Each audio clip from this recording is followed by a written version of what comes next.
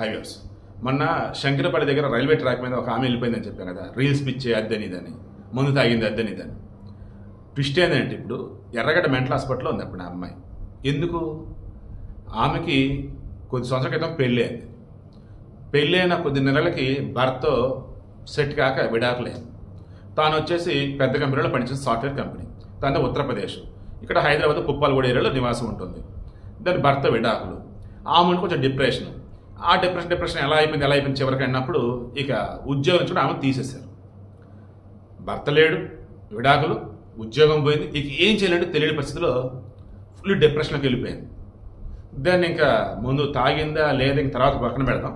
ఆ డిప్రెషన్లో car drive చేసుకుంటూ రైల్ ట్రాక్ మీద వెళ్ళిపోయి చనిపోదామని వెళ్ళిందంట. చనిపోదామని వెళ్ళింది. బట్ లక్కీలీ లోకో పైలట్ ముందుగానే అబ్జర్వ్ చేసి ట్రైన్ ఆపడం, రిమైనింగ్ వాళ్ళు ఎలాకాల ఆమెని ట్రేస్ చేస్తే దాన్ని ఏమంటారు ఫాలో చేసి ఎలాకాల మొత్తానికి పట్టుకోవడం జరిగింది.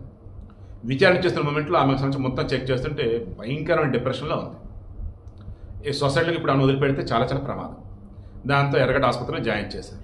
మొత్తం ట్రీట్మెంట్ ఇచ్చి ఆమెకు మొత్తం నయం అయ్యాక దెన్ వాళ్ళని పిలిపించు వాళ్ళకి అప్పచెప్తారా లేదన్నప్పుడు మరలా ఎక్కడైతే రెంట్ కొంది అక్కడ వదిలిపెడతారంటే వాళ్ళని పిలిపించి అప్పచెప్తేనే ధర్మం.